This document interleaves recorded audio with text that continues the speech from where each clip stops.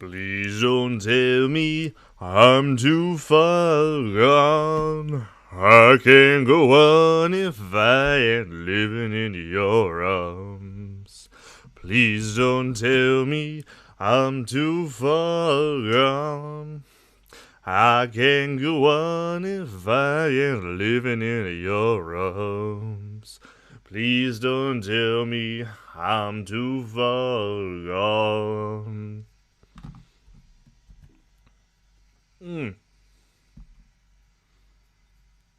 It's lip cream, I promise it's not cocaine.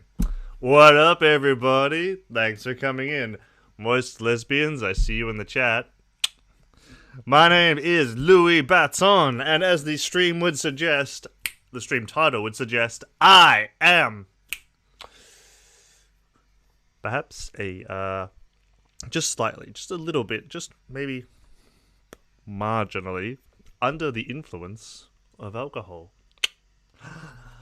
I am an Australian streamer who streams both American and Australian times. I have not done an Australian stream for a while. So, here I am, making up for it. With what is probably going to be quite a long stream, so I hope, hey, fuck me. If you're in the chat, then hey, participate, speak up, chat, throw out shit, throw shit at me. Because, hey, the more you throw, the more I can interact and the more we can get out of the stream. And what that means is the longer the stream will be, and the longer I'll have to stay up. So, let me open the stream by acknowledging the traditional custodians of the land from which I'm coming to you, live from the Wurundjeri people of the Kulin Nation. I'd like to pay my respects to their elders, past, present, and emerging, and welcome any Indigenous people joining us today. So, as the name would suggest, this is their drunk stream. I am... my mustache isn't waxed, my ponytail is askew. I have prepared content, but hey, the content of the stream is bound to be raucous and off the wall, so hey, excuse me, if you enjoy what you see, oh god, it would mean a whole lot if you would chuck me a subscribe, head over to YouTube and subscribe to me there. Oh, sorry, chuck me a follow, don't worry about subscription, alright? On Twitch, just a follow is necessary, alright? Hey, jump over to YouTube and subscribe to me there. That's why I'm so fucking washed out. There we go! How's that? Look at that! Oh, professional streamer set-up. Isn't that right? Oh, look, this... My palette is just complemented by this light. Like, yeah.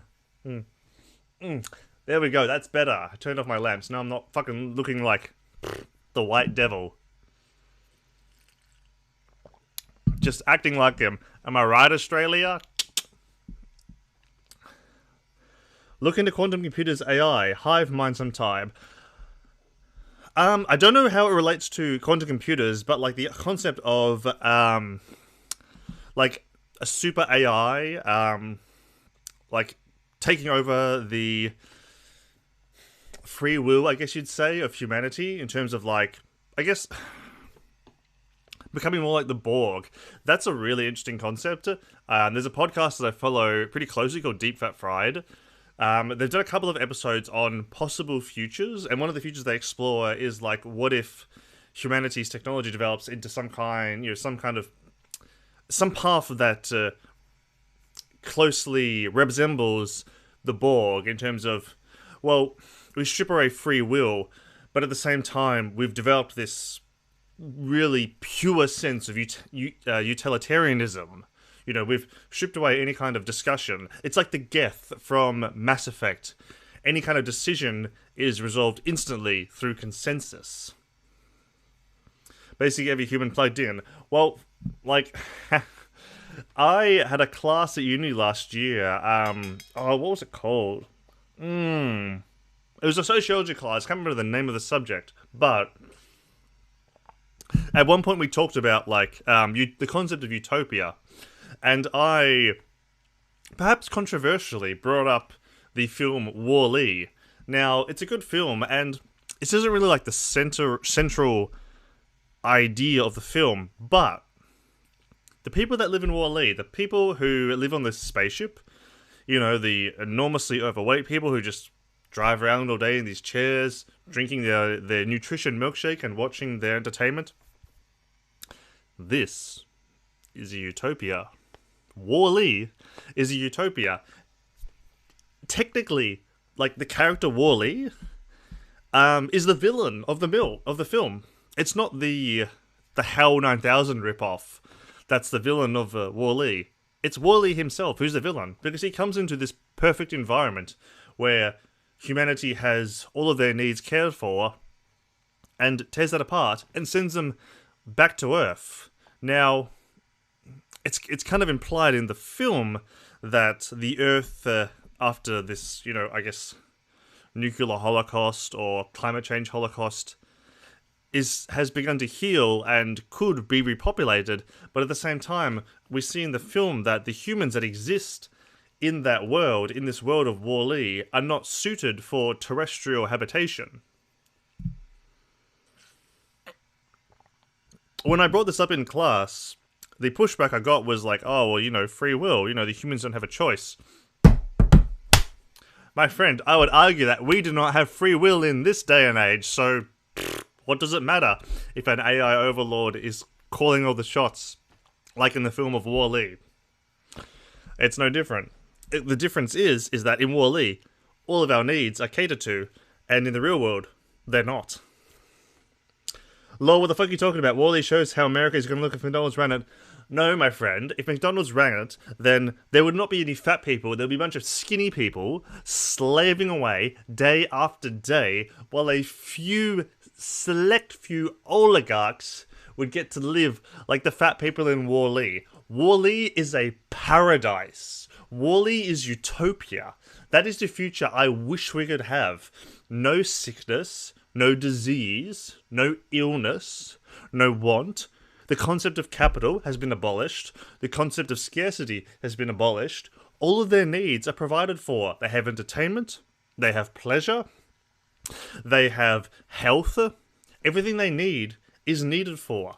Everything they need is provided for. Wall-E, the character, not the film, the character Wall-E is the villain because he comes in and disturbs that utopia. He breaks it apart. Really, like humanity in that film has evolved to a point where they're not suited to live terrestrially on Earth. As the title would suggest, I'm drunk and I'm still dropping bangers like this. Oh, you cannot hold a good Australian down. Think about it. McDonald's? What relevance does that have to Wall-E? In the film of Wall-E, everyone's equal. Like there's one person that's above everyone, and that's the captain, and even then loosely so. It's really the AI who exists above everybody in Wall-E. And really, if we can develop an AI that truly advances to the point of that cold utilitarianism and is able to function on that level, then, I mean, is it moral to deny it totalitarian control over our species? I'm just saying. Because a lot of the pushback to this argument is just a knee-jerk reaction of like, oh no, like, come on, like free will. Well, my friend, you need to demonstrate that we have free will in this era, in this age, right now, without some AI overlord. Please demonstrate that we have free will. Fuck it, I'll take it even further. The Matrix was a utopia. People who lived in bliss and harmony and ignorance of the world around them, plugged into the Matrix, those people living in a utopia. They might be living in free market capitalism, at least simulated, but hey, it's better than the outside world. The people who live outside of the Matrix and attempt to wake people up, attempt to give them the red pill, they're the villains. The Matrix was a utopia. And all the machines ask in return for perpetuating this utopia is the thermal energy produced by humans to power their engines, and when humans die, they're recycled into some kind of protein food to feed other humans, and that's it, and that's all they ask in return. The Matrix was a utopia. You can't change my mind.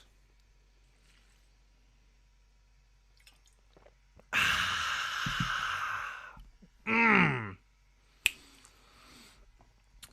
am not safe to drive, but I am safe to drop bangers like this. That's what I'm talking about. Alright. So, if you have not joined a Louis Vuitton stream before, then I would welcome you to hit that follow button so you can follow me on Twitch and join the chat that appears on the screen. I also do prepared content over on my YouTube channel. You can subscribe to me there. There's a link in my profile description. Excuse me. Also, hey, jump over to not Twitch, we're on Twitch. Jump over to Twitter and follow me there. And also, hey, there's a link to the Discord that you can join the discussion down below. If you object to anything I'm saying, then please post in the Thunderdome and say, Louis Vuitton was 100% wrong on this subject, in my opinion. And I'd like to debate him on this.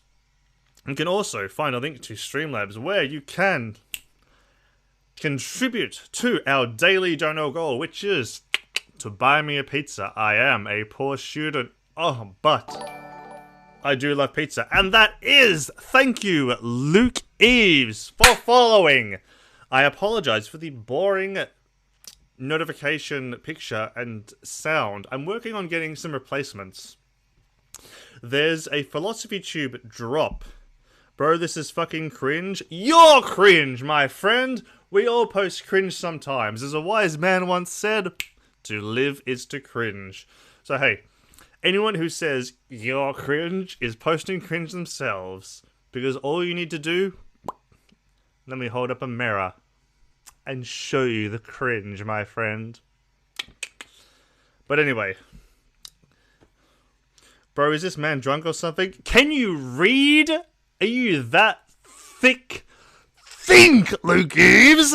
What's the title of the stream? The first 2 words are drunk stream. My god, seriously. My man! You want to accuse me of being cringe while you're posting cringe in my chat? Can you not read? Do you possess a reading level above that of a 2nd grader? It clearly says in the title, drunk stream. Do you have a learning disability? In that case, I apologize, no offense. If not, you have no excuse.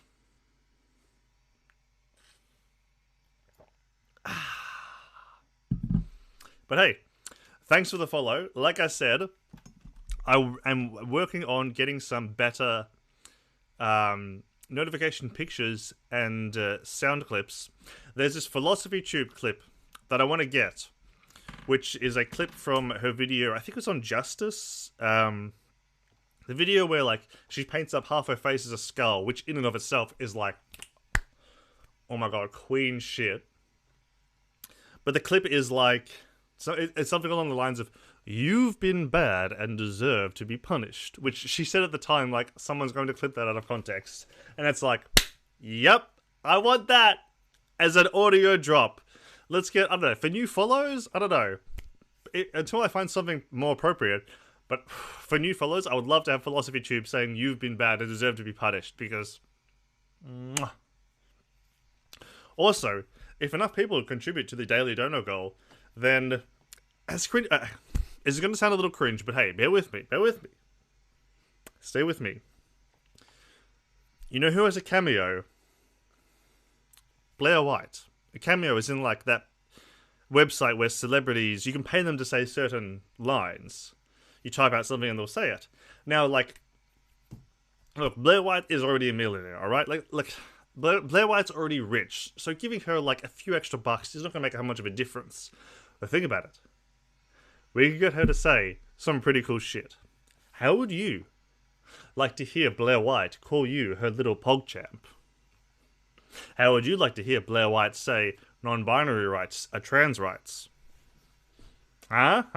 And once we have that audio clip, we have it forever. How's that for a new follower drop? Blair White saying, fine, I guess you are my little pogchamp. Come here. I'm just saying. Bro, I swear this man is drunk right...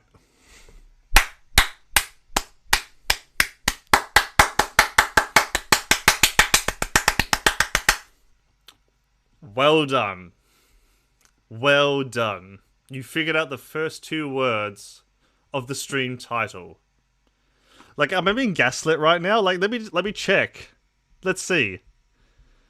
Twitch, my channel, Louboutin streaming politics, live, drunk stream. The first two words of the stream is quote in quote, drunk stream. My goodness. Brilliant. Brilliant.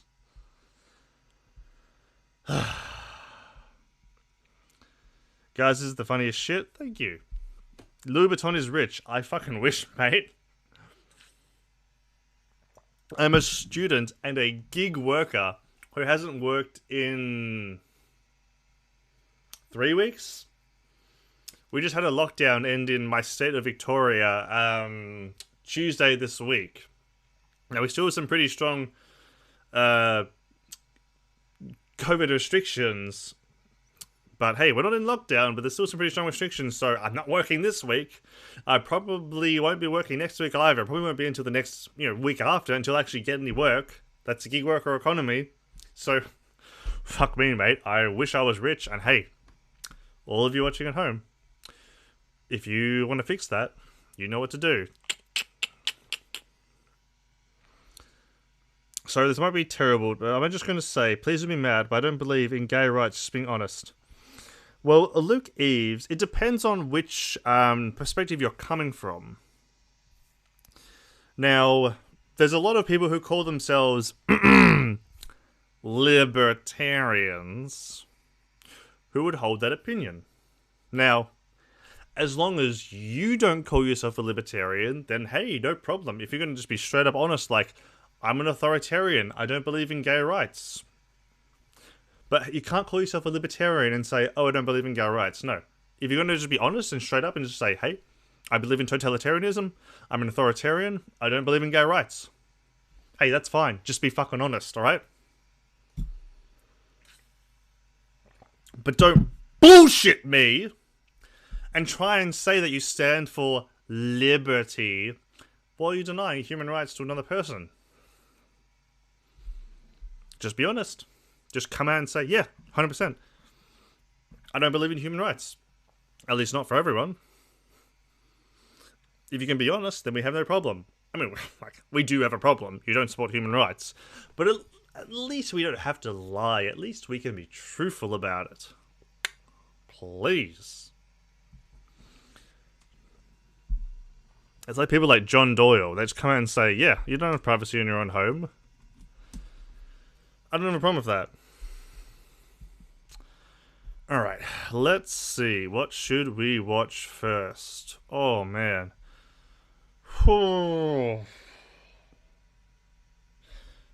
There's a lot of cringe content that I have prepared.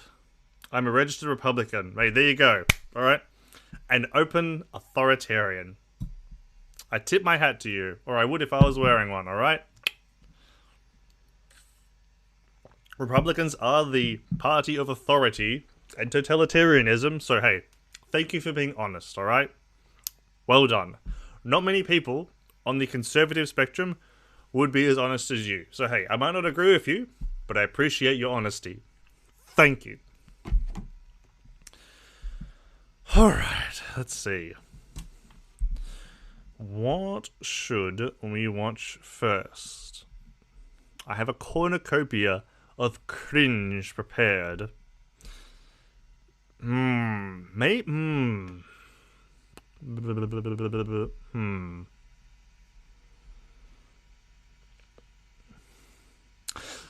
we should start with the worst. We should start with what I feel will be the utter worst out of the lot.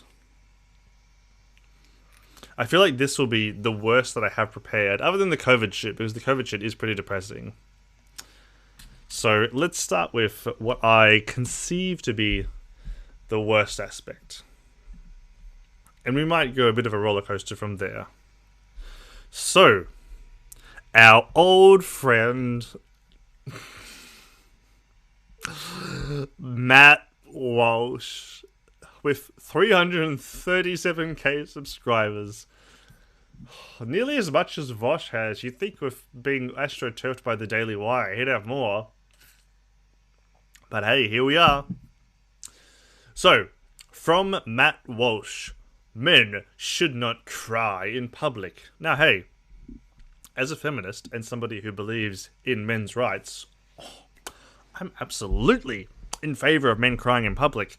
Men's rights is an idea that is very close to my heart. I hold that very close to who I am. I talk about men's rights and masculinity a lot on this channel. I'm really interested in talking about masculinity on this channel and really trying to break down our modern sense of masculinity and try and work out, what's good about masculinity and what's not so good. And trying to work out what we can take from this ideal of masculinity to better ourselves in 2021 and what we really need to leave behind. That's just causing pain to men and the people around them. And on that topic, if I don't go too late tonight, which you never know, I mean, I'm out of alcohol, but hey, depends on how much you guys can run me around in circles. I have a topic planned tomorrow where I'm going to talk about masculinity and consent. Because consent is a topic that a lot of men seem to have a bit of trouble understanding. And hey, as a man, as a sexual man, let me tell you, there's nothing sexier than consent. However, in the meantime, let's hear what Clive's not Matt Gates, what Matt Walsh has to hear about men not crying in public. Give me a beer. Well, hey, if you want to contribute, toxic masculinity is fake. Yes, you say that, and yet men commit suicide because they don't know how to deal with their emotions. Men kill the people around them because they don't know how to deal with their emotions.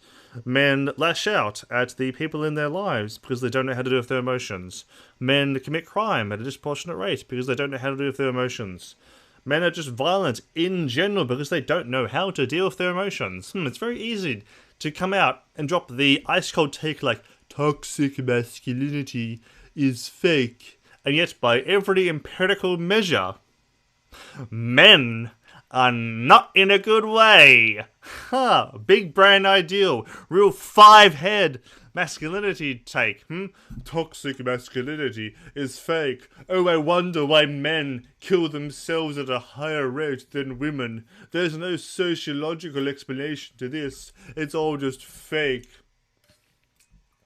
Absolute beta shit. No, those are just crazy people. There are two types of men, weak men and strong men. You're a weak man talking about suicide. Yes, because it's weak to talk about suicide. It's weak to show your emotions. It's weak to, as Matt Walsh would say, cry in public. You know who it was all about showing your emotions in public? The Spartans. The ancient Greek nation of Sparta. You're going to look me in the eye and call Spartan men weak? In ancient Sparta, it was considered weak to not show your emotions. In ancient Sparta, it was considered a sign of strength to show your emotions, to be open with your emotions, to cry, or to show weakness, to lean on others when you're going through a rough time. You're going to tell me that the Spartans, people who raised their boys in a culture of violence and war, were weak because they showed their emotions? You know that Spartan boys trained naked until they were 10 or 12? At that age, they got a cloak. The famous Spartan red cloak, and that's it! Other than that, they went naked. They went into battle wearing a helmet, sandals, a shield, and their cloak. Other than that, they were fucking naked. You're gonna tell me that hard cunts like that were weak for crying? Get the fuck out of here. You fucking cuck. What the fuck? You're gonna tell me that men like that cried when they were sad, are weak? What the fuck? What the fuck are you on about? You're fucking mental. Men like that is peak masculinity. Men showing strength when they're strong, and men showing weakness when they're weak. That is peak masculinity. Fuck you for saying that men need to keep their emotions bottled up, because that kills men and that kills the men around them. That's why the male suicide rate is so high, and that's why the domestic violence rate perpetuated by men against everyone else is so high. Because of weak shits like you that think that men need to keep their emotions inside. Fuck you, you're weak. But I love you all the same. Stop. You don't need to be like this. You can be better. It's okay. Just cry.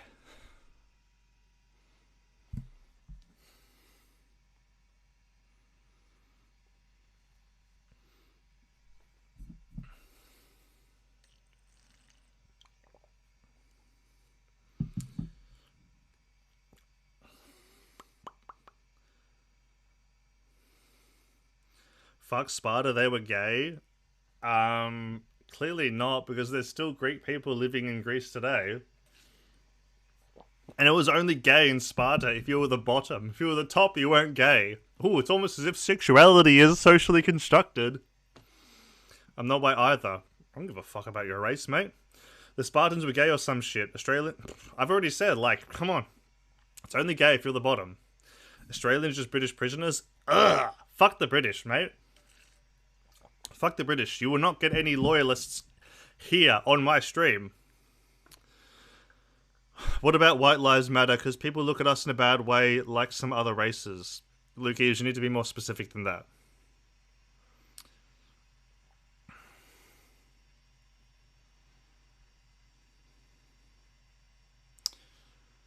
Look at this snowflake left... Wait, what? Oh, look, this snowflake left the other stream. Ooh, look, Eves, you've been called out. Called out. Caught down bad in 4K. Guess what? The Turks pushed the Greeks into the sea. I mean, I won't argue there. Like, people are going to defend the Greeks, but... I'm sorry, but the Turks are a superior culture. And guess what? The Turks are down to fuck men. But you're not going to mention that, are you? Hat happened? What I was saying was too radical for you? Those are your Spartans for you. It's sad we need to be nice to him. Louboutin, don't worry, I'm only going to get what I want today. When hopefully 6 million Americans say that enough is enough and start going after this dumbass establishment. It's going to take more than 6 million Americans. I hope that's not a dog whistle. Considering the population of America, it's going to take a whole lot more. Rent moratorium ends today, so I have heard. Sorry, Americans. Time to get a new government. Ah, is that like the whole, like, right, I get what you're saying, Sea of Worlds. Okay, as in, like, I have heard, like, this theory before of, like, I don't know the numbers, but, like, how many people, theoretically, are needed for a revolution. I think that's what you're referencing. Who cares? To live in Cali, pay your rent and get evicted. I'm not going to protest over people who didn't want to pay their bills. Once Biden got elected, I stopped off my toys. Hell yeah. Hell fucking yeah. That's what I'm talking about, mate. This is a pro-gun stream, alright? This whole idea of like, ew. Progressives aren't pro-gun. Progressives want to take your gun. Fuck that. I am 100% pro-gun. I'm 100% pro-gun, pro-gun safety, pro-gun teaching, pro-gun knowledge, pro-responsible gun ownership. Absolutely. Incidentally, did you know that Sweden has just as many guns as America? And yet, they don't have crazy gun violence. It's almost as if you can teach people to own a gun responsibly and not have a mass shooting every weekend. Wow. What a crazy concept. Oh my god, you guys are just like going off. I'm not even here anymore. I'm just like the host.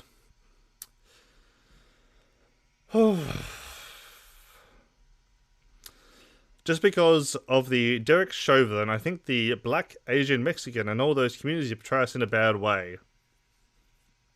What? Like, I'm white. Hello?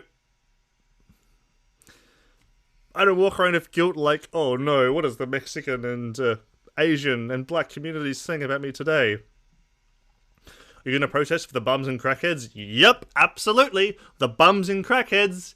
It's not a poor motivation issue. It's a mental health issue. Abso-fucking-lutely.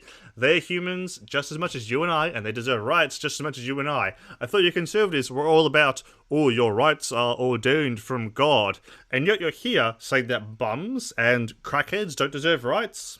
Well, fuck me. I thought God was all-powerful, and according to you guys, God ordained your human rights. Sounds a little blasphemous to me. I hope people start arming the guns and the bums and crackers. Absolutely.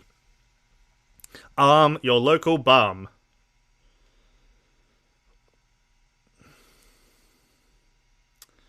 I'm so sick of liberal white people wanting to riot for homeless. Imagine a liberal rioting. My God, Major's mask. This is your brain on conservatism. Imagine a liberal rioting. Liberals. Go and wear a BLM shirt and burn down the Target. Pepe Gar, clap! Who was it that assaulted the US Capitol? Was it liberals? Was it even leftists? I like bums and crackheads. They make me feel a bit better about myself. Well, fuck you. You're no better than they are. Fuck off, you narcissistic cunt. I'm not even white. Come to me, I'll shoot you, lol. Ooh, we got a badass around here. A revolution should destroy the country that helped build it. I mean, it should destroy the state, not necessarily the country. Country is much more of like a abstract cultural ideal. Now, the state is like there's much more like empirical examples of the state and its power. Like the sense of like the country or the nation, that's much more abstract. That's much more like the nationalistic. Like for instance, like I identify very strongly with Melbourne culture, Melbourne identity, because I've lived here my whole life, and I find the Melbourne culture, like I love it, and I love that anyone that comes here consumes that Melbourne culture. That's got nothing to do with the state of Melbourne, like the state of the city or the state of Victoria. There's a state apparatus. Now, if like a revolution might deconstruct the state of Victoria, but it wouldn't deconstruct the nation or the cultural identity of Melbourne. Oh, what's that? Oh my God. You guys are just going a mile a minute.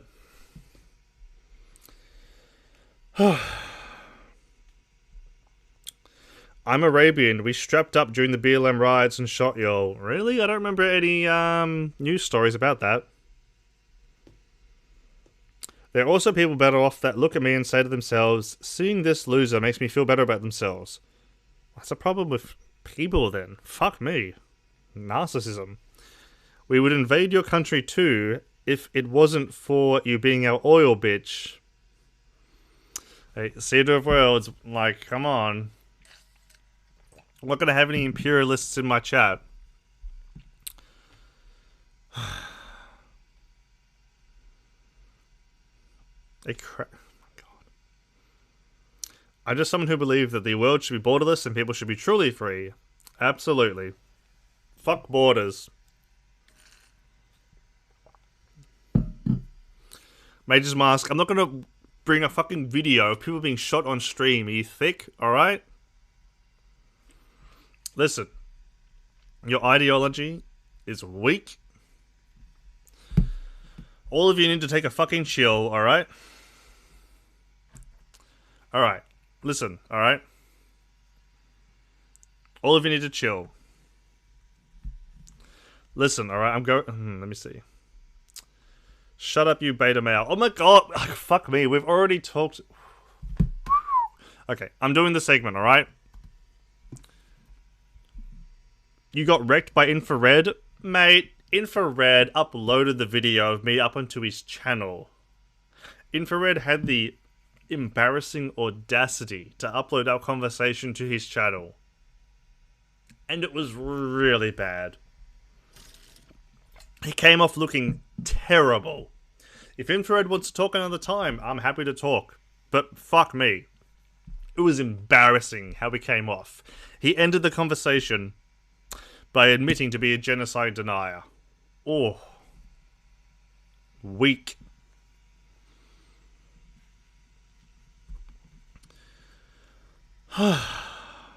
We're better off with borders, unless people are like drastically evolving in 100 years. People are too shitty for there not to be borders. Why? Well, to quote Joe Biden, whoa, calm down, man. Why? I hear this argument from pro-statists, or just from statists. Why? What stops me from travelling 10 kilometres north out of Melbourne? Like, just say I go to, like, the most northern suburb of Melbourne, like, I don't know, like South Morang or some shit, and travel 10 kilometres out of the city. There's nothing stopping me. But if I go to the US-Canadian border and want to travel 10 kilometres north, there's an invisible line in the sand that says I can't go that way. Or at least I can't without a passport.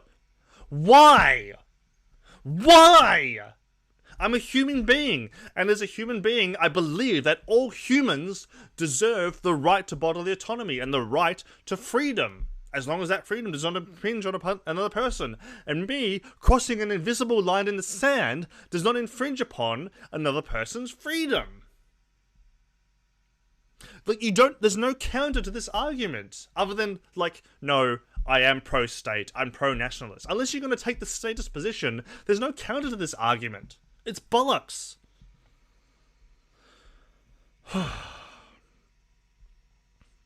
You came off like a total... mind eraser, I am, like, not even... Like, which one? There's, like, 4 conversations going on in chat. Veldrain? Who's... Oh, right, okay. Nah, even though it'll be a shame for people who can't defend themselves. Louboutin, this Cedar of Worlds wants a borderless society where he steals your oil. Well, in a borderless society, you would not need to... Wait, hang on, wait. Oil gets... What are you fucking talking about? Oil gets stolen in this society with borders. Have you not been paying attention? Have you not been paying attention to the last 20 years of imperialism? Hello? Have you heard of a little something called the Iraq War? Where the fuck have you been? Oil gets stolen with borders. You fucking dumbass.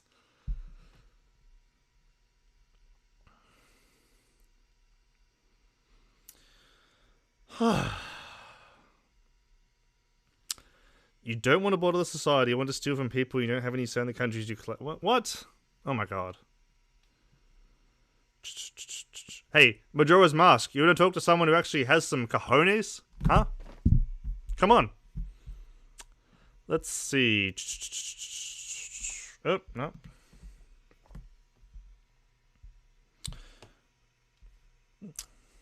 You want to come on? You want to come on and argue your pro-status position?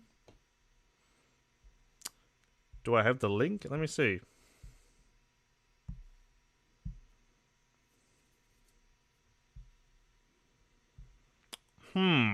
Oh, there is. Wait, hang on. YouTube, Streamlab. Oh.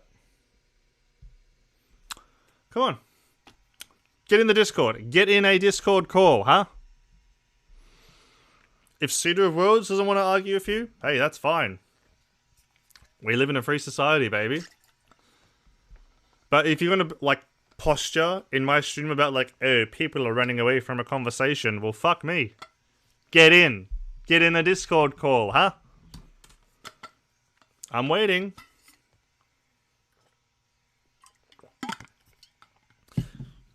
Cedar of Worlds is free to do whatever they will, but hey, if you're going to talk stupid shit and then posture about people running away, come on, get in.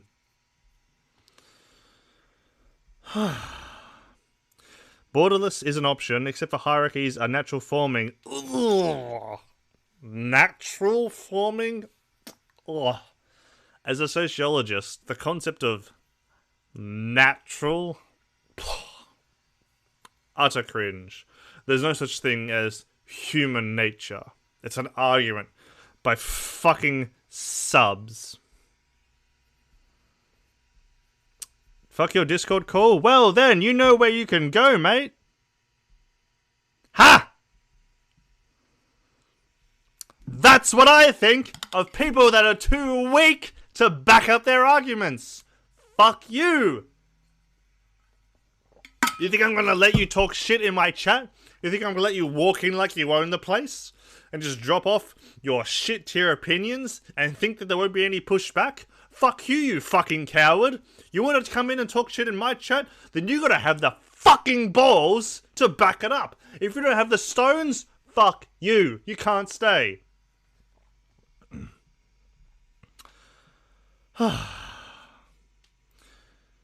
Mind Eraser, what are you talking about? Man bun? Like, are you blind? As long as my hair's been in years. Go sober up, you Australian shit cunt. Mate, I'm Australian.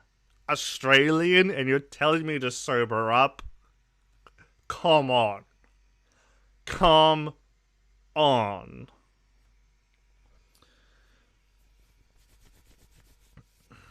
Anyway, fuck me, alright? This conversation's been way too derailed by statists and authoritarian people.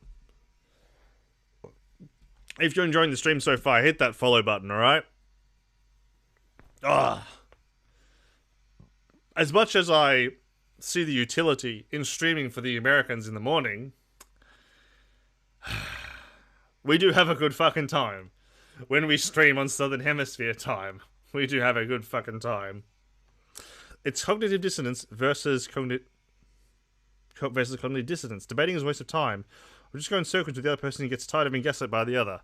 Well, not really. It goes in circles until one side admits, I don't have facts to back this up. And then we go our separate ways. Because when it comes down to it, the left has all the science on their side, and the right just has their feelings. Their hurt snowflake feelings. Alright. Another side uses facts. Hey, do you have the fucking stones to get a Discord call and argue against any value I hold? Because I promise you, I've got stats to back it up. I've got scientific studies. I've got data.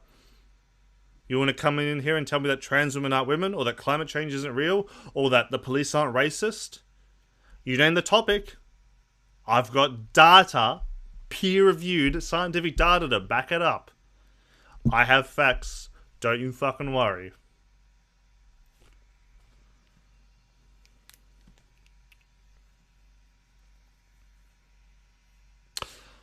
Let's continue. From Matt Walsh from the Daily Wire. No, not that one. This one. If you've taken objection to anything I've said so far, then you have to wait until we get to the end of this segment, alright? Because right now, we're going to watch this video. It's already been derailed enough. Matt Walsh from the Daily Wire. Men should not cry in public. As previously noted yesterday,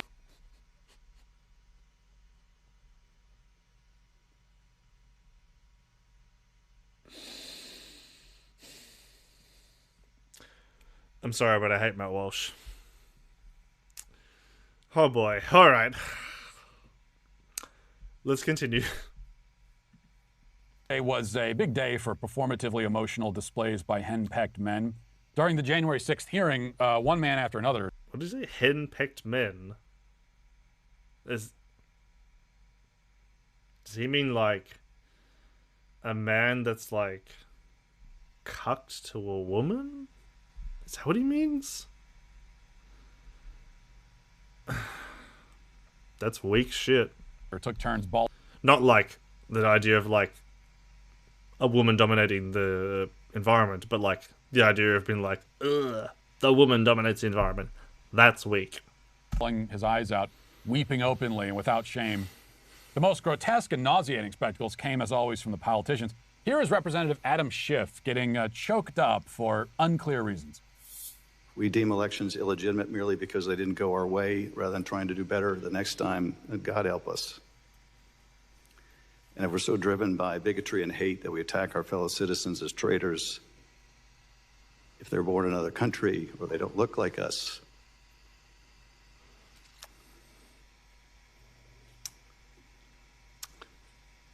and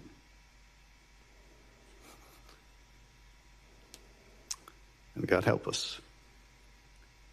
But I have faith because of folks like you. And Adam, I didn't expect this would be quite so emotional either, but it must be an Adam thing today. But I'm so grateful to all of you. And with that, Mr. Chairman, I yield back. How the guy laughing in the background. Look, I'm going to give you okay, I'm going to save my take on this, all right? We'll hear what matters to say. I'm going to save my take. He's got to work on his acting a little bit. I appreciate the timing. So he timed his emotional breakdown for when he mentioned bigotry. No, that's when he's... No, we have to be nicer to people who don't look like us. It's bigotry is so upsetting to me. So he timed it well, but the acting needs a little bit of work. He wasn't the only Adam to carry on this way. Adam Kinzinger, a Republican, sobbed even louder. It was an inspiring moment of bipartisan emasculation. Let's watch that. Thank you, Mr. Chairman, and thank you to my colleagues on the committee. Thank you to our witnesses. I never expected today to be quite as emotional for me as it has been. I've talked to a number of you and gotten to know you. I think it's important to tell you right now, though. You guys may, individually feel a little broken. You guys all talk about the effects you have to deal with, and, you talk about the impact of that day. But you guys won. You guys held. Democracies are not defined by our bad days. We're defined by how we come back from bad days, how we take accountability for that. And for all the overheated rhetoric surrounding this committee, our mission is very simple. It's to find the truth, and it's to ensure accountability. Oh, fuck off. Okay, well, while this ad plays, muted of course, let me give you my take on this. So, this is a bit of a clickbait title. Matt Walsh. Wow. Matt Walsh clickbaiting us with a clickbait title like "Mention Not Cry in Public." That's not really what the topic of the video is about. You've shown us some Republicans, well, one Republican and one Democratic senator crying at this January 6th committee. So, let me give you my take on these senators. This shit, this is fucking cringe as fuck. This is so disgusting. It's honestly just the fact that these senators or congressmen or whatever think that they can get away with there's some crocodile tears about I just appreciate what you're doing with your bodies. Come the fuck on. No one's buying it. No one's buying that you're choked up over the fall of democracy perpetrated by conservatives and the Republican Party. Nobody's buying it. Get the fuck over yourself. The Democratic representative? No one's buying you trying to score bonus points by showing how saddened you are over this attack on democracy. The Republican representatives? No one's buying about you trying to show that you're the one good Republican. No one fucking buys it. What you will notice, though, is that this has nothing to do with the concept of men crying in public. Absolutely none. In terms of men crying in public, absolutely, go for it. But this is not men crying in public. Matt Walsh, I assume, haven't seen the video, is going to use this as an opportunity to push some kind of fake pro-masculine agenda about how it's weak to cry in public. That's bullshit. These men aren't crying in public. These men are trying to score political points. But if you're a man and you're not doing so well, then you can cry in public, and you are better for it. Veldrain, I will quickly address your anti-intellectualism that you posted in chat. Let me see. You want to talk about biased science? Well, let me ask you. Do you consider to be biased the American Psychological Association, the American Medical Association, the American Psychoanalytical Association, the Human Rights Campaign, the American Academy of Pediatrics, the American College of Osteopathic Pediatricians, the United Nations, and the United Kingdom's National Health Service? If you're going to engage in anti-intellectualism, at least try and bring a shred of credibility to the conversation. US politics is silly. Two parties owned by the same people fighting amongst each other whilst taking large sums of money from donors. Well, yeah, hey, no argument there, but hey, one party is still worse than the other. The next generation of people accomplish nothing but LARPing online, or political dynasties still exist. People keep electing the same shitty people and drinking their shit and saying, oh, they care so much. Nah. Liberals and conservatives will do that. But leftists, oh, we won't. And we're gaining more ground every day. There's not much of us right now. But thanks to people like Bernie Sanders, our ideas are becoming more and more popular. Alright, Matt Walsh, hit us with your absolute, what's sure to be, cringe take.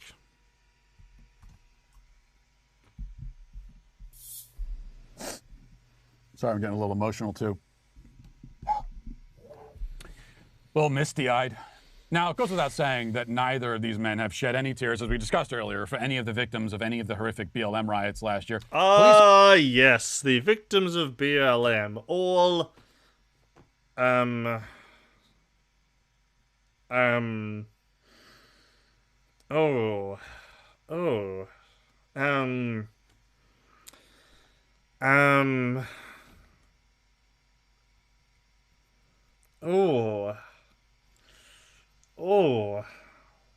I'm trying real hard, but I'm trying to think of the number of deaths attributed to BLM riots. I'm really drawing a blank. It's really hard to remember deaths attributed to BLM riots, especially when that peer-reviewed study came out and found that 93% of BLM protests were peaceful, and the majority of the ones that were violent, the violence was started by the police. God, it's just... Given those circumstances, it's really hard to remember just who was a victim of the BLM riots. Leftists aren't gaining anything without positions of power. They do get catered towards, so one side can get more votes, but that's about it. My friend, you are so mistaken. Leftists don't get catered to. Imagine being this politically ignorant. No one caters to the left.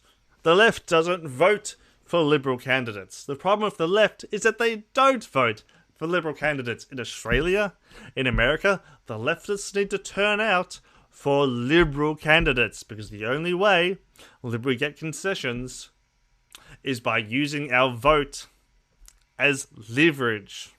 Leftists get catered to. What a politically ignorant perspective. Imagine being that politically inept. Police officers were bashed over the head with bricks, beat, attacked, berated. This is all on video. Oh, yes. Just ignore the dozens of hours of footage of the police firing tear gas, rubber bullets. You know, reminder that chemical weapons are a weapon banned in war, but it's okay to use it against peaceful protesters. Their precincts were burned to the ground. A retired police officer was murdered in cold blood and left for dead in the street. Neither of the crying Adams have ever shed any tears for those officers. By the way, that should be a band name, the Crying Adams. That's because their tears are fake and manipulative. Fake and manipulative tears from anyone are disgraceful, but from a man, even more so. Even leaving aside the rank dishonesty here, This is also part of a larger problem, a symptom of an endemic disease. The fact that grown men will now cry to get what they want, like my 8-year-old daughter, only shows, again, that masculinity is in a dire state in this culture. There was a time when that sort of display would have been considered embarrassing and weak. But now we're meant to take a man seriously when he cries in front of us, even more seriously. He's got 6.5 minutes still to go on this goddamn video, and I'm already over it. We've already talked about the Spartans on stream. We've already talked about the absolute hard cunts of human beings that were the Spartans, who had no problem crying in public. And he's going to talk about, there was a time where men crying in public would be seen as weak. You're going to come out of that shit when we've already talked about one of the most war-mongering societies in history, the Spartans being A-okay with showing emotion in public. Matt Walsh and anybody in chat who agrees with him, please, do you think bottling up your emotions is a sign of strength? That's so weak. Be emotional and be open with who you are. That's the strength. That's true happiness. I never go a day without being open with who I am, and I'm so happy for it. Ever since I started doing that, I have just been living in this euphoria that I could not have experienced beforehand. It's so, like, true weakness is just keeping your emotions bottled up. What leftists are grateful is if you own a company and a person hires enough of them, they will destroy your company. Funny you say that, because I used to work for a company that went bankrupt, and it wasn't leftists who bankrupted it. It was capitalism.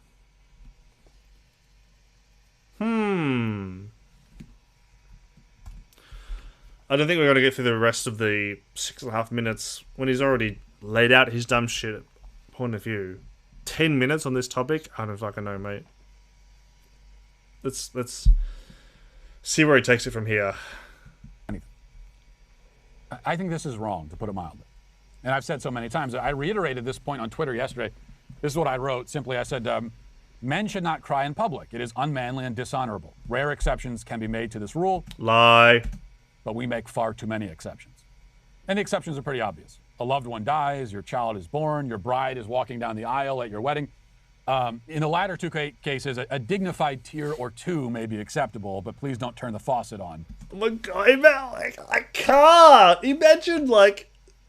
Imagine being so fragile that, like, you can't, like, it's your wedding day, and you're like, I can't let more than a single tear roll down my face. Imagine being that insecure. Like, your balls, your masculinity are tied to the number of tears you let run down your face. Oh. I can't. Imagine being that weak. I can't. Imagine being that insecure. Ridiculous. If leftists in the distant future come into power, it will be the Third Reich, with all of the dissenters being exterminated. You won't find any anti-Semitic rhetoric on the left, so I don't know where you're getting this Third Reich motif from. That's your people. Conservatives are the authoritarian, anti-Semitic people. The Nazis were conservatives. I'm sorry. Okay, there's no reason to go overboard. Don't try to prove a point. Other exceptions can be imagined. We've talked about some of them before. Perhaps, for example, you're saying goodbye to your family before embarking on a 3-year voyage to Mars. Maybe you're watching the end of the movie Rudy. Aside from those rare occurrences, the point is that men should comport themselves with a certain level of stoicism and dignity. Why? Why? Whoa. You won't get an explanation other than like, oh, it's unmanly. Why is it unmanly? Because men need to be strong. Why do men need to be strong? Blah, blah, blah. You run it down the line. You just apply the Socratic method and it just goes nowhere. It's so boring.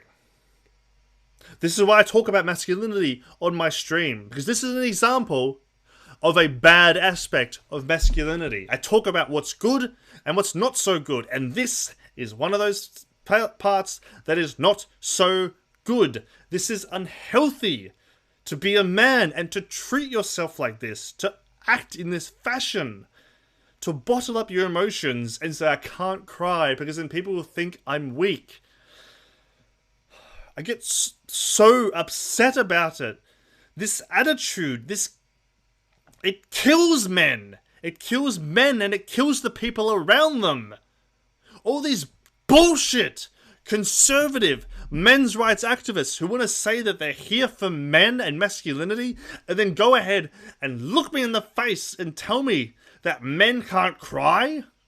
You're killing men and you're killing the people in their lives.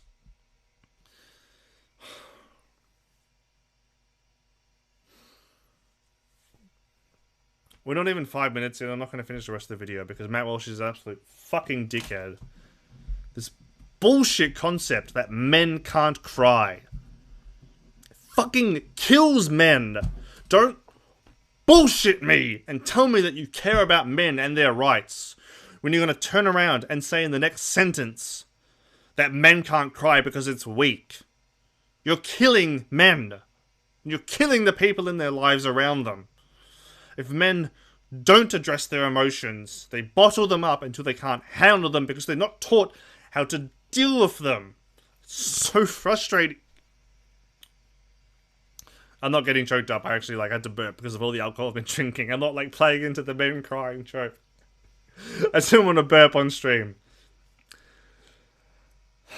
But seriously, that shit is fucked.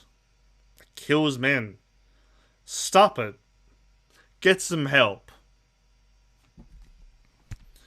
Alright, let me catch up. Oh, that's it? Okay. Alright. Well, thank you very much, Matt Walsh. Once again, posting utter cringe. Matt Walsh is an absolute weak baby boy.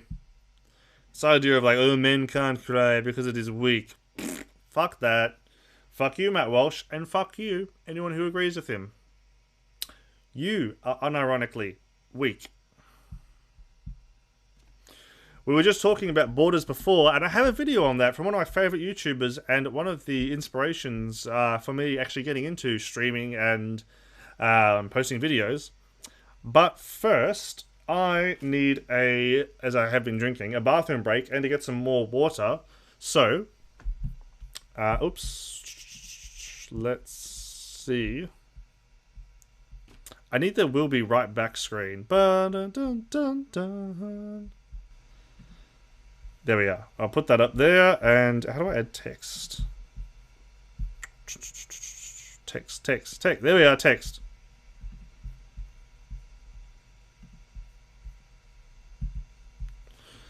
And the text will... Oh, it's "We'll be right back." Why can't I see it?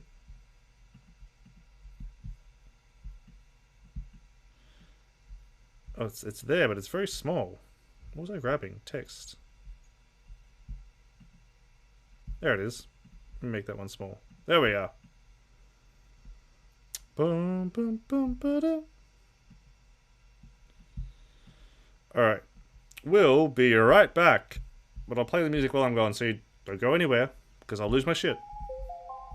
Seriously. 2 minutes, just go to the toilet, get some water, right? We'll be right back.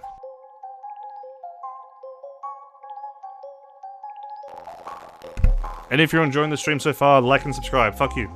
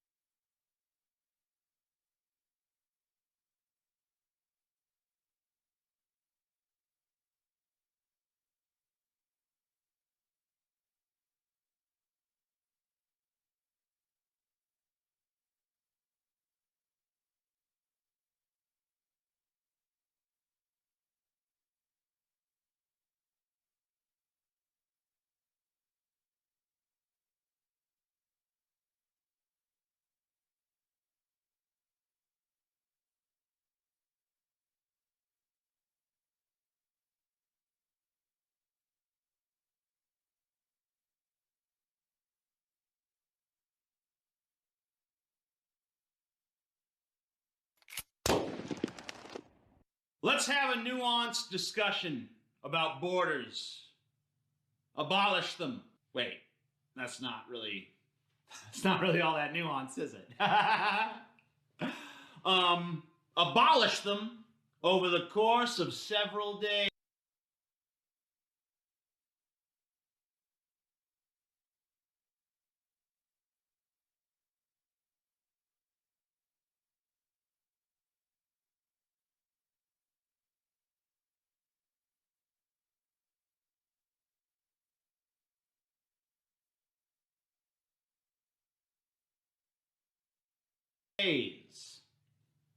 There we go. I know not many people agree with me on this because they're simps to whatever flag they were born under, but I've had enough of these arbitrary lines that we drew on a map that tell us where we can and can't go. Hey, you need special documents to walk over there. That's Mexico. Nope.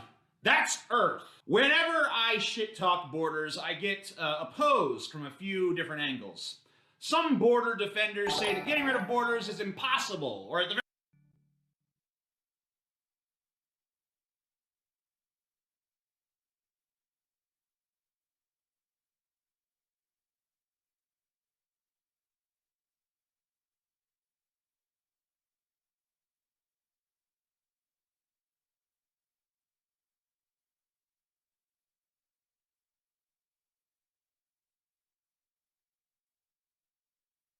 very least impractical. Well, actually, they're far easier to get rid of than they are to maintain. You simply stop enforcing them. Pretty easy. The next group of border cucks are those who are afraid of the word globalism. Oh! They don't know what globalism is. They don't know why it's bad, but they're scared that if we ever get rid of the borders, globalism might get them. The opposite of globalism is nationalism.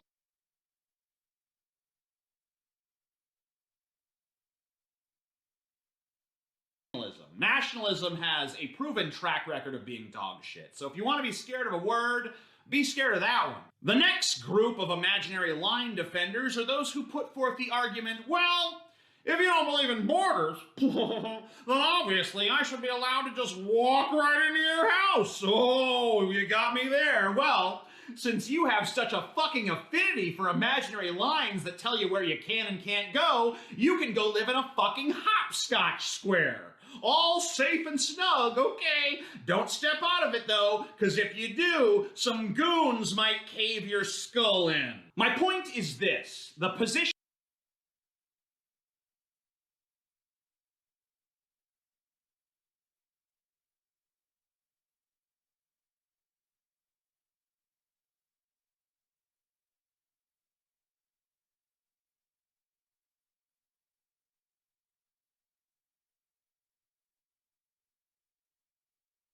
can be taken too far in either direction. We're not talking about the elimination of personal space. We're talking about the elimination of nations and national sovereignty, so please try to keep up. Another group of state violence-enforced arbitrary no-go zones are those who fear the dilution of their culture if we get rid of the pretend lines. So 2 points on this. One, if your culture is so weak that it crumbles the very second outside perspectives are introduced, then guess what? It was a garbage culture that deserved to die. Second, think for yourself, you drone. I hate to fall back on one of the oldest edgelord cliches there is, but you leave me no choice. Wake up! Wait, how long have I been muted for? When did that happen? Surely I've been unmuted since I sat down. Like, got back from going to the toilet and having a drink. Surely I haven't been muted that whole time. Like, I know it's drunk stream, but surely I haven't been muted that whole time. Surely I just accidentally hit it sometime between now and then.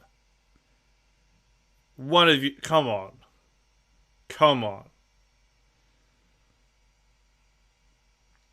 Come on.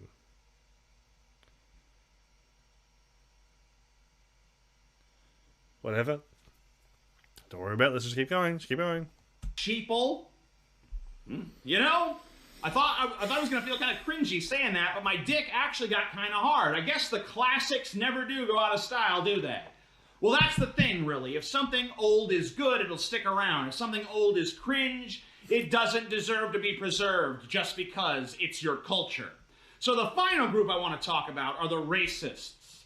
The people who, they really don't care about culture as much as they care about color. They hear abolish borders and they think, oh no, more brown people. I don't like that color of people. Here's the thing. If there are no borders, all of you racists can pick a random spot on the earth and conglomerate there together in a big white mass. Kind of like a zit, only more disgusting. Sure, you can't enforce its borders, but who really is going to want to come around you? I have a final thought I want to leave you. I mean, like, sure, white racists can do that, but it's not going to stop anything. It's not going to stop black, brown, Asian, whatever people coming and moving there anyway.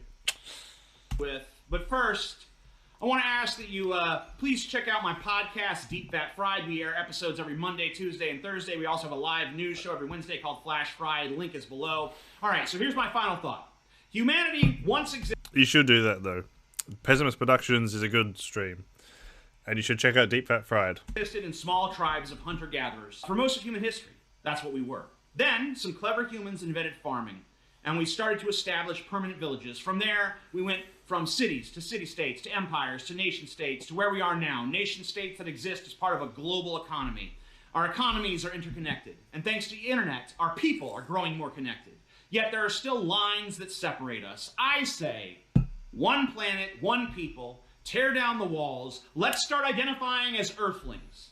And when the alien mothership lands and says, take me to your leader, we can reply, we don't have one. Thanks for watching. Oh, preach it.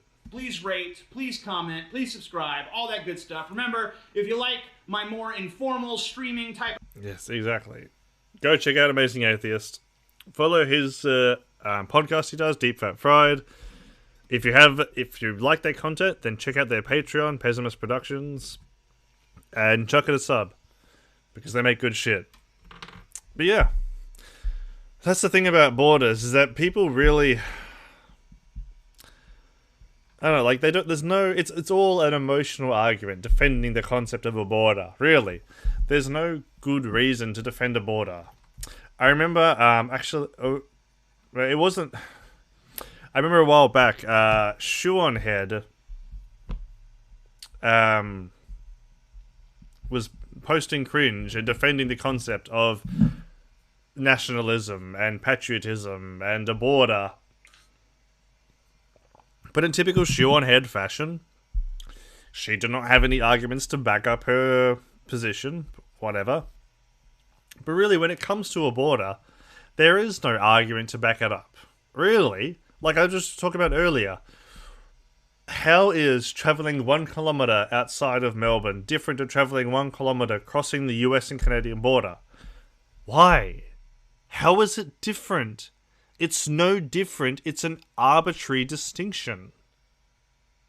There's no reason that I need a piece of paper called a passport to cross from 1 kilometre north over the US-Canadian border. Why? It's not like there's no intrinsic line in the sand.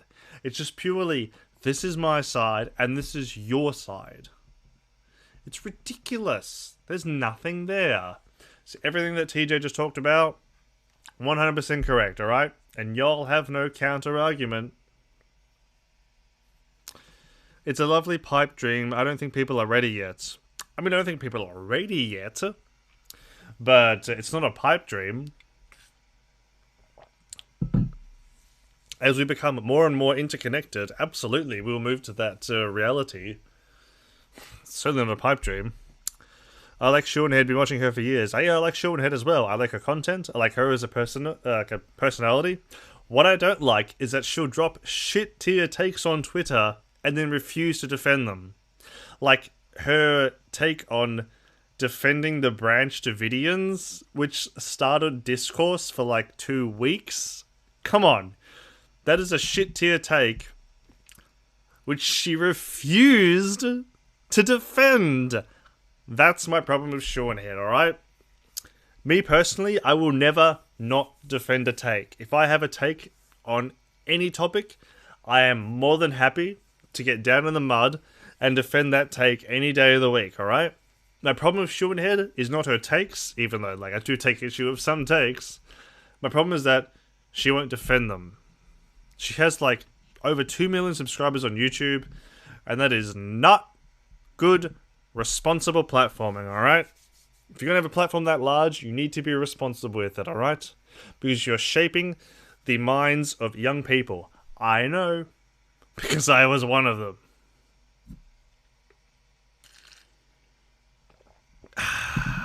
So yeah, fuck borders, fuck the state, fuck state power, fuck any kind of imposition the state has over you. Like I remember, it was either today or yesterday. I saw, oh, my order's on the move. Fuck yeah. Need to push the narratives I want. It's her channel. What? Doesn't make any sense. I saw on Twitter either today or yesterday, I think it was Ben Shapiro who was sharing, it was either a Washington Post or a New York Times article. I think it was Ben Shapiro. And it was about, like the gist of the article was about how, like, you shouldn't need to be a citizen to have a vote. And, you know, Ben Shapiro's take was like, oh, so it begins. And I'm over here like, yeah, fuck yeah, you should not need to be a citizen to have a vote. If you live in a country, then you should have a vote. You're living in that country. What is voted on affects you. You don't need to be a citizen to have a vote. Fuck that. Again, it's state power. I'm sorry, but I'm not a fucking submissive, alright?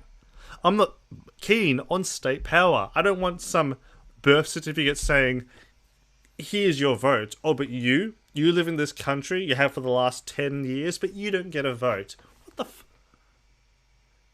like, fuck me. This is your brain on statism.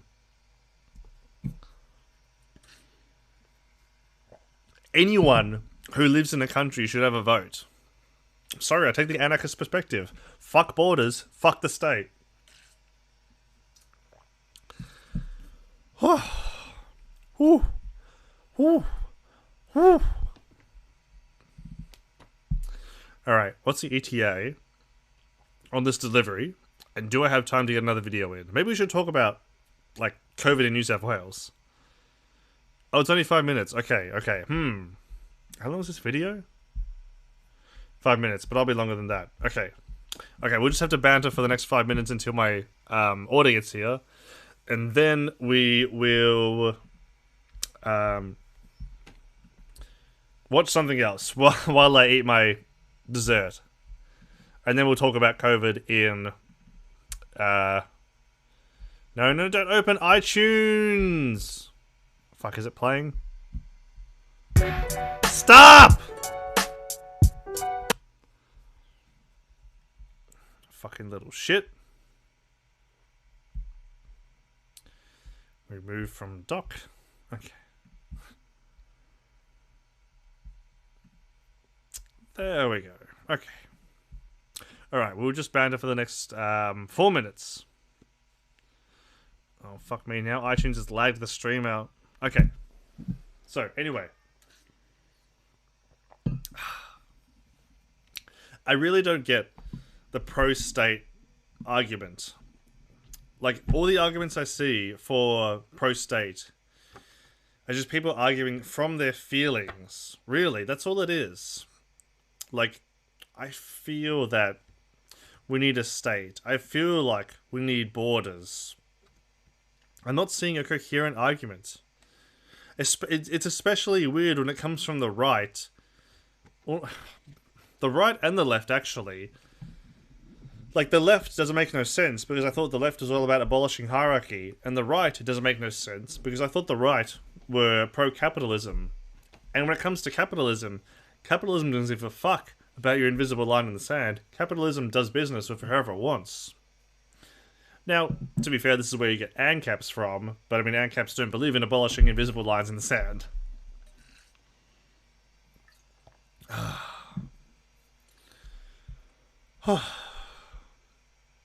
Actually, wait, no, I need to go outside before it arrives, so... How much time we got? 3 minutes. Where are you? Muhammad, where are you?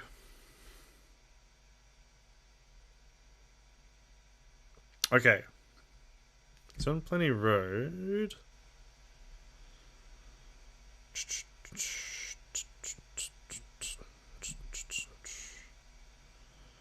Three minutes away. Okay.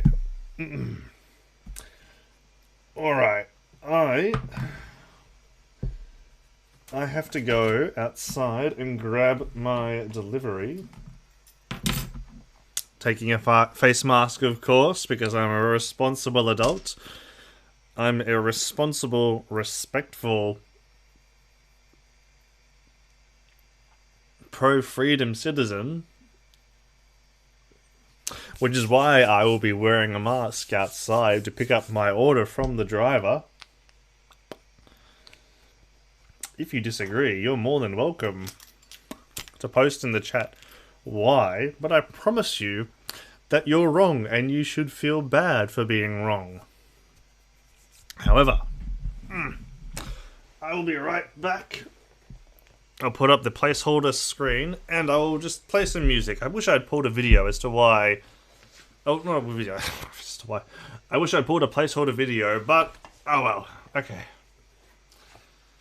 And because it's cold outside, it's winter, I'm taking this blanket. Excuse me. Alright, I'll be back in... Shouldn't be any more than 2-3 minutes. Oh, excuse me. The beer and the fried rice is catching up with me. Oh, he's definitely close by. Okay, I might... Yeah, okay. Anyway, be right back.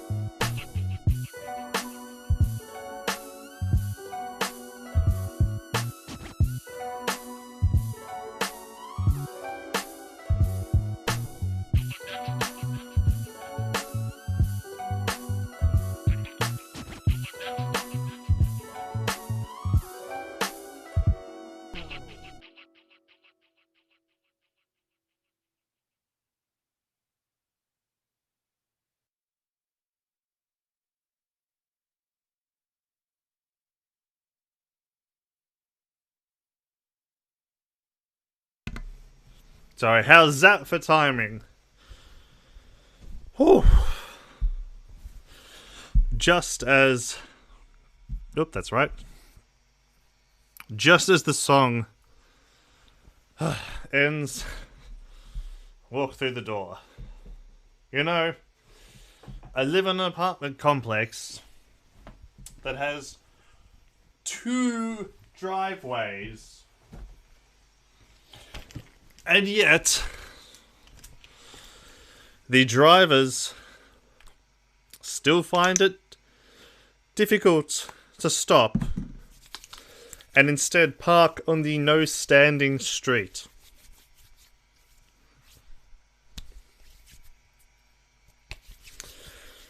Okay.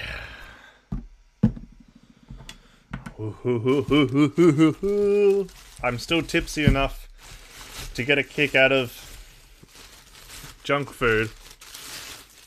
Yes. Yes. All right. Because I'm going to be eating, I'm not going to be talking much. So we're going to defer to our old friends at Prague University to entertain us, and I will interject when appropriate.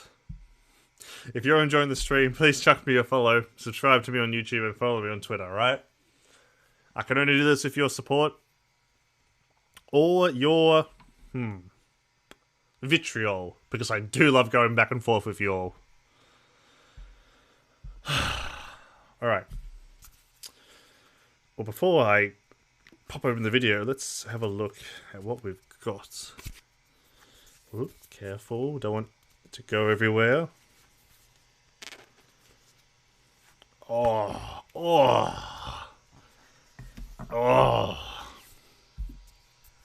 Look at that. How's that? Oh, other way. Gorgeous. Choc mint. Passion fruit.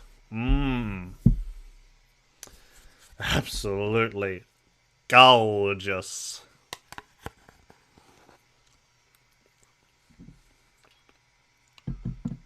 And my throat is a little bit sore from all this yelling. Oh, it's a perfect thing to soothe my throat. Oh,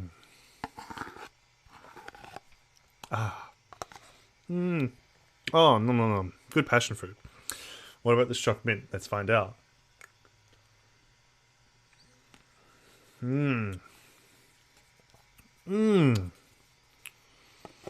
Oh, truly orgasmic.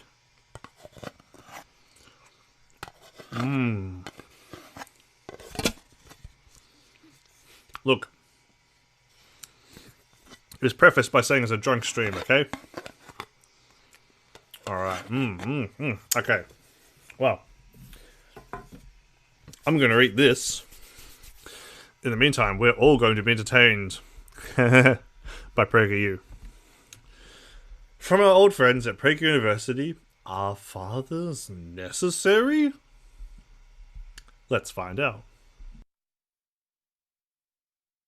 Are fathers necessary?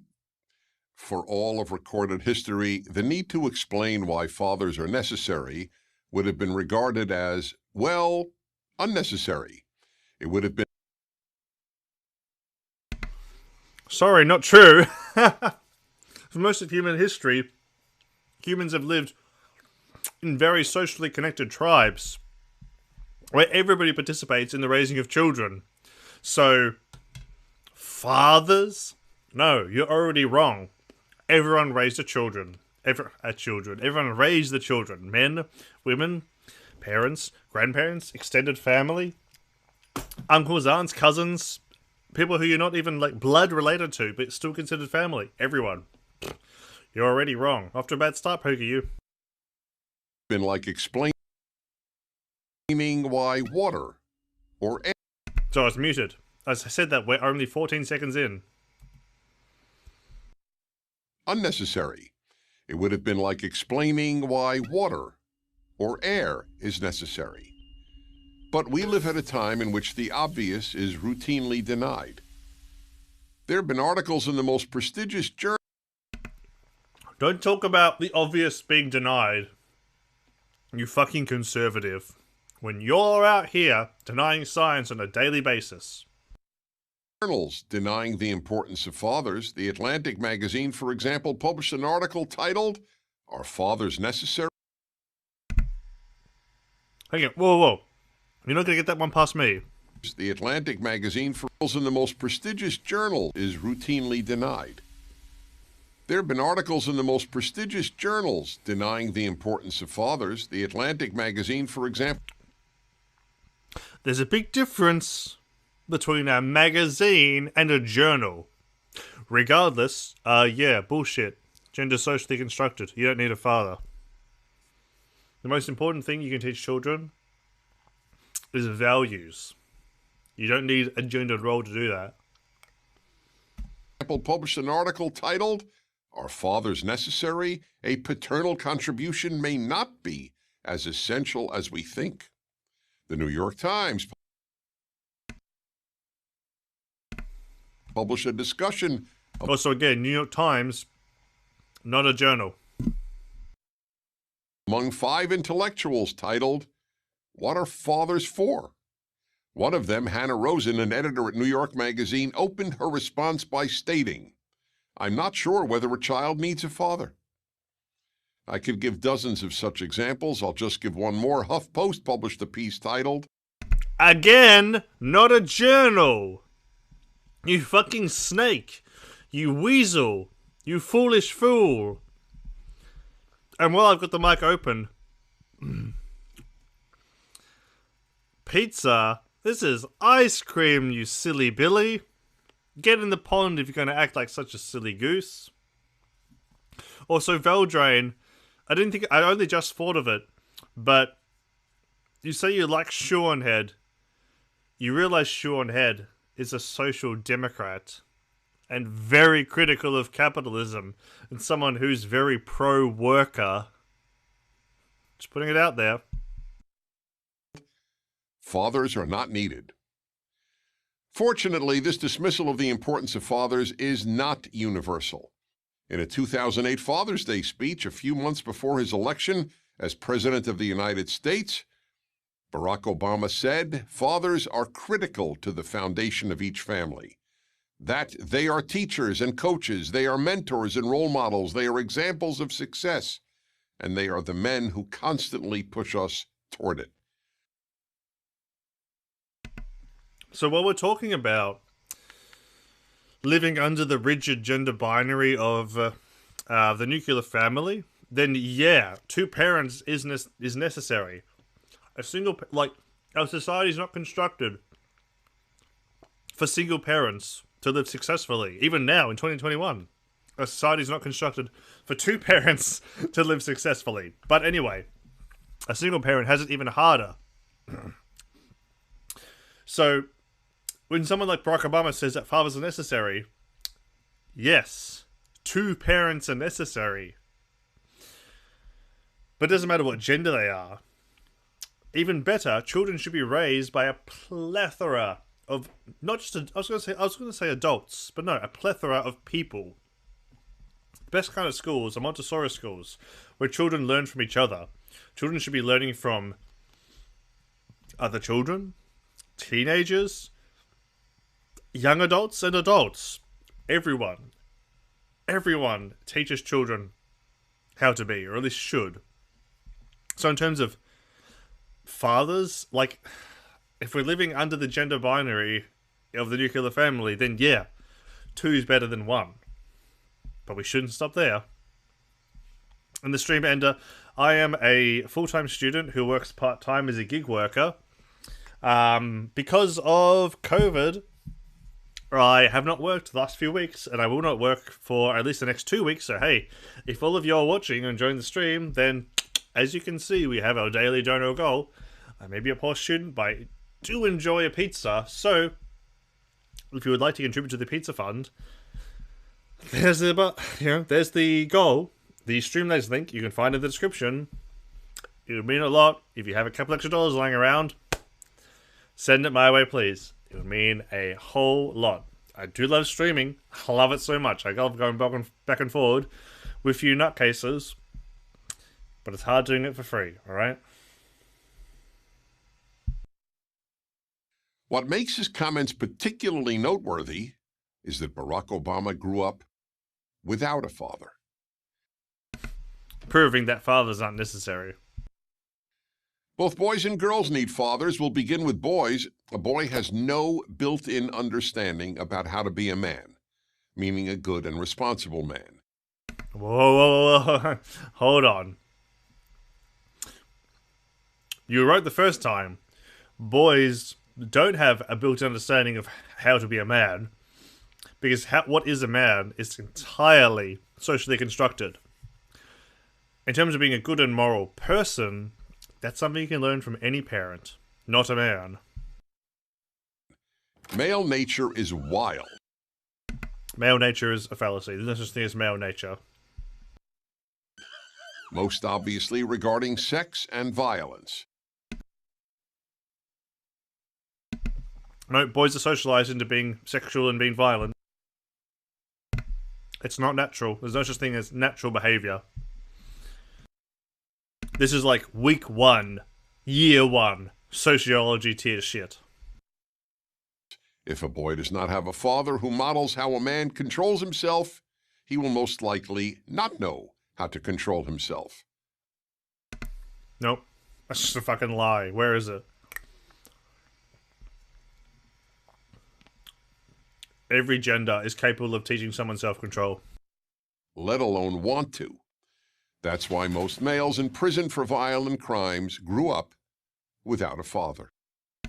No, most men in prison for violent crimes might have grown up without a father, but that's because if you grow up without a father, chances are your family is in poverty. Because if you only have one income, one familiar income, then you're going to live on a lower social economic scale. The vast majority of people. So this is a correlation, but this isn't causation, my friend. If you're growing up in poverty, then your opportunity is limited, so what are you going to do to try and make ends meet? You're forced to turn to crime. This is like such a simple criminology argument. Like a fucking year 1 criminologist will tell you that poverty causes crime. It's a fucking no-brainer. Fucking conservatives. After days of riots in the UK in 2011, quite like the 2020 riots in America. Yep, had to sneak that one in. Christina Adone wrote a column for the London Telegraph, whose title says it all. London riots, absent fathers have a lot to answer for. In the column, she wrote, the majority of rioters are gang members. It's such a boomer tier argument. Absent fathers have a lot to answer for. Like the overwhelming majority of youth offenders behind bars, these gang members have one thing in common: no father at home. Then stop locking them up for simple drug offences. Wow! Like, they're so close. Like, all these gang members seem to have no fathers. Fuck! Perhaps we should stop locking them up for simple shit like having a plant on them. I wonder if having a single income household contributes to poverty, and I wonder if poverty contributes to crime. Ugh. Look, like, Dennis knows this, alright? But he's on the payroll of the Koch brothers, so he doesn't give a fuck. But the average conservative dumb fuck who's been filling up my chat all night, they're too fucking stupid to acknowledge this. I noticed that Vendor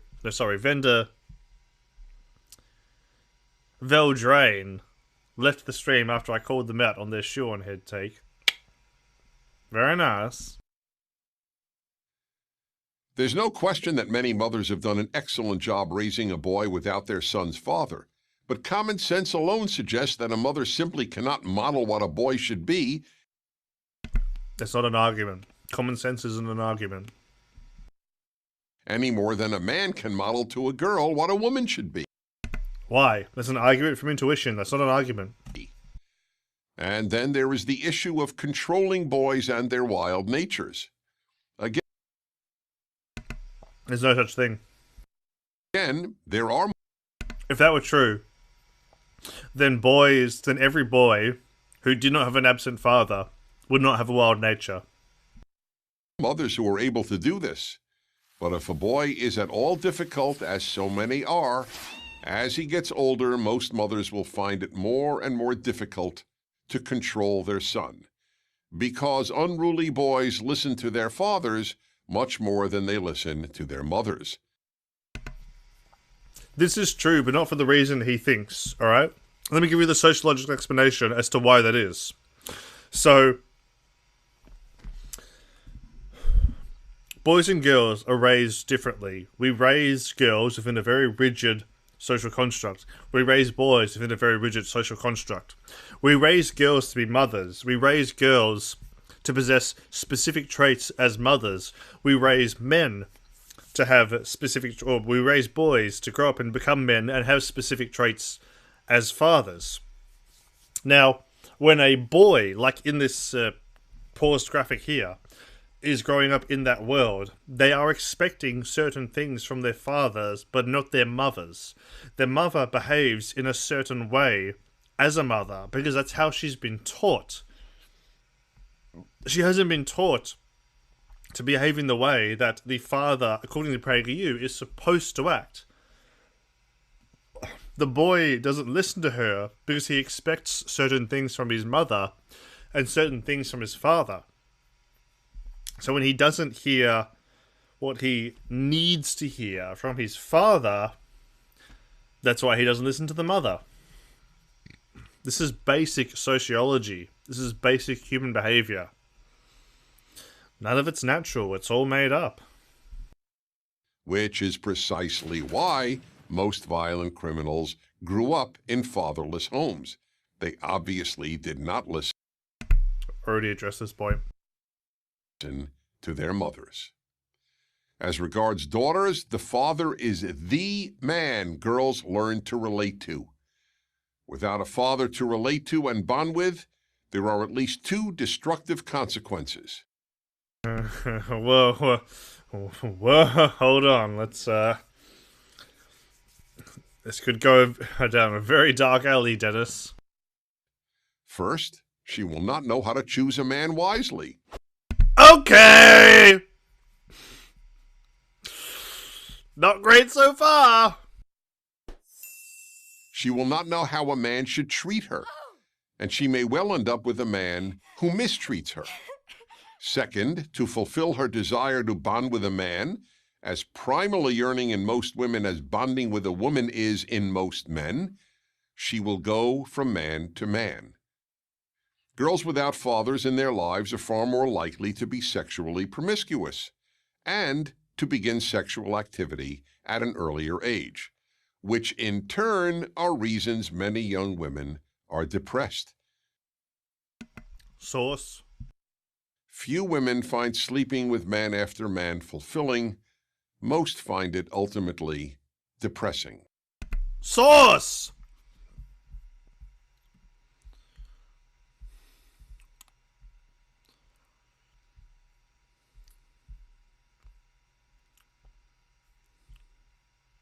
Wow, what a surprise. No source. Color me shocked.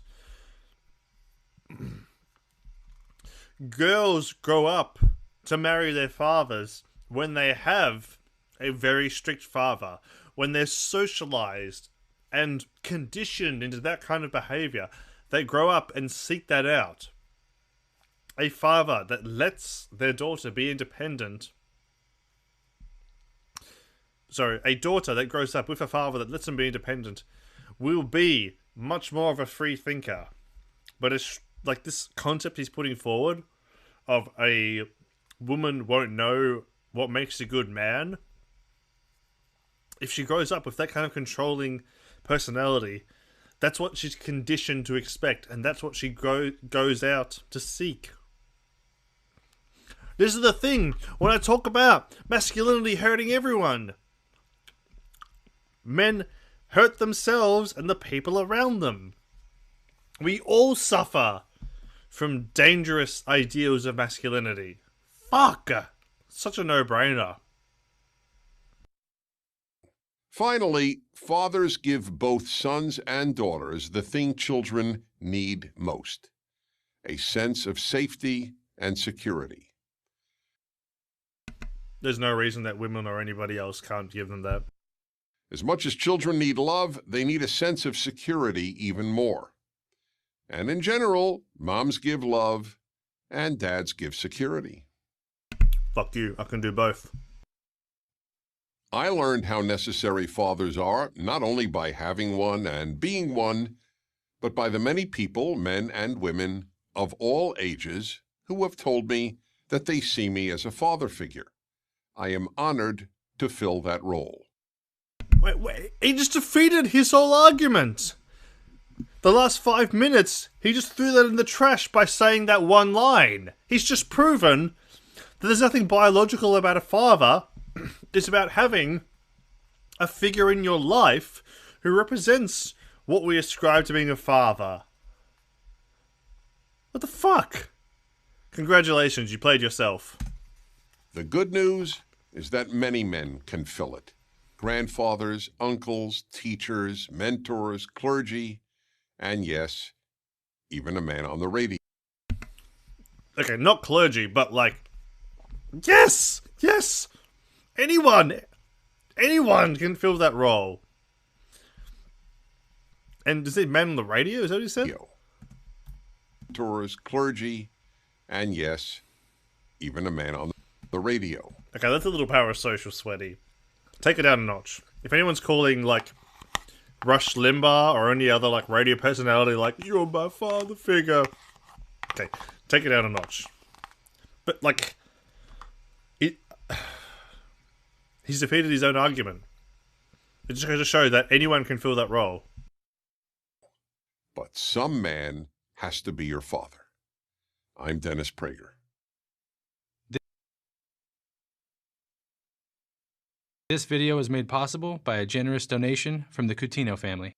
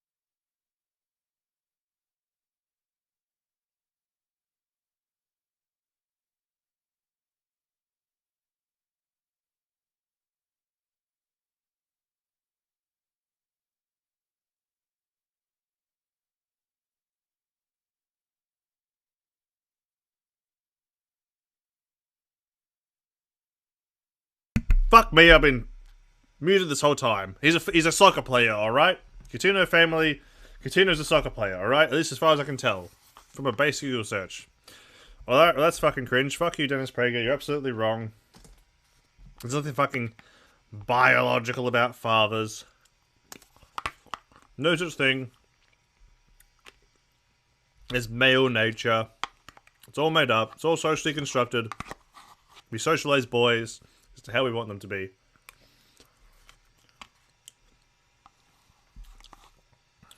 And you even owned your own argument by talking about father figures.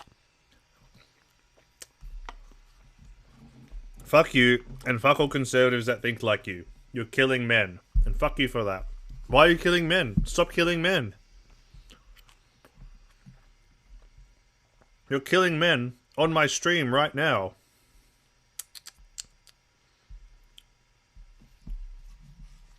wish I started stream early because I'm...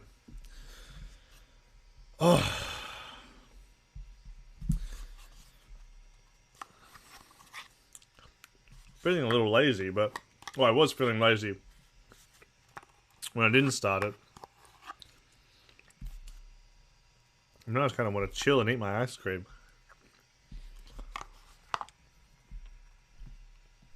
Do I have any more videos pulled?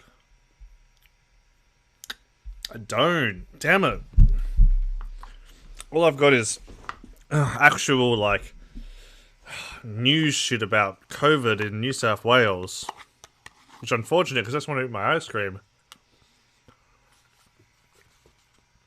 Can someone throw out a hot take so that we can argue about that and I don't have to just read off the screen? Come on, I see you lurkers, alright? I see you lurkers and I appreciate you, but right now I need someone to throw out a hot take so we're going to have a bit of a back and forth. To give me an opportunity to eat my ice cream.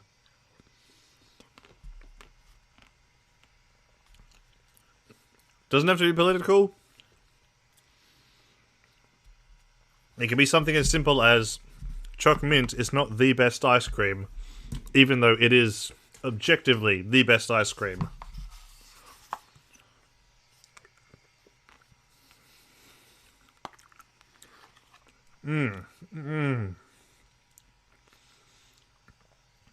How could you taste Choc Mint and not think it's the best?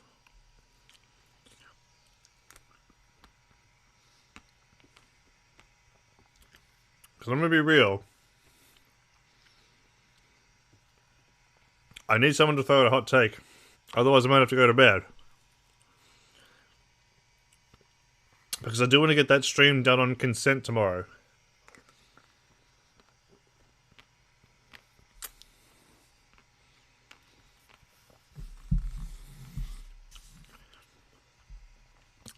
I didn't realize we'd get so tied up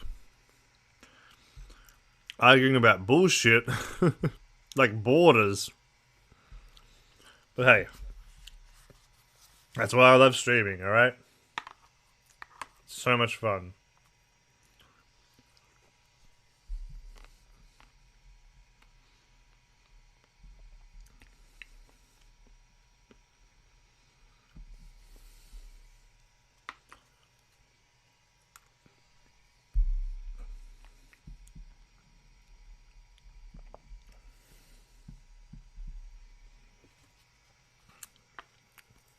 I don't know.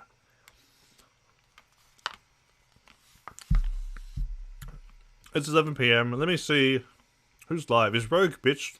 Sorry, is Rogue BX live? They're not.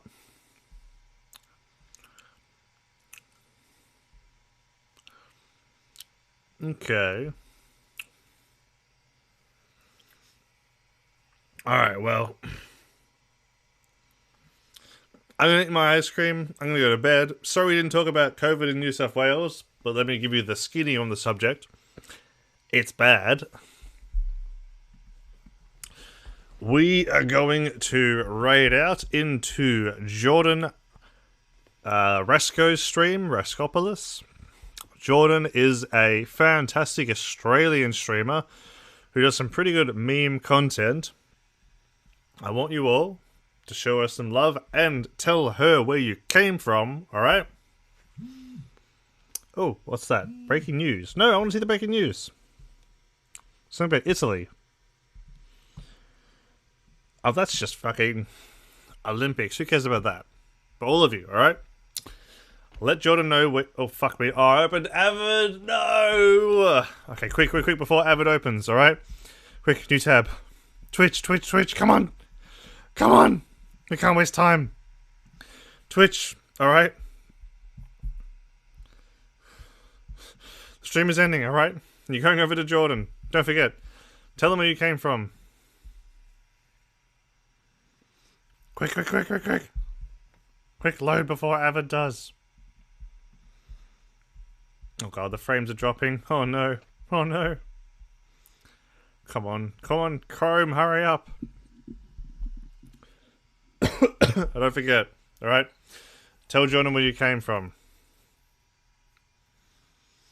Come on, come on, come on. Streaming. Okay, video producer. Alright, quick. Alright, thank you all for joining me for this drunk stream, alright? It was a lot of fun.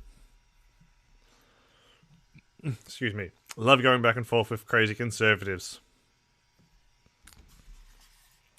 Quick! Oh my god, this lag. Okay, here we go. Video producer. How many frames are we down to?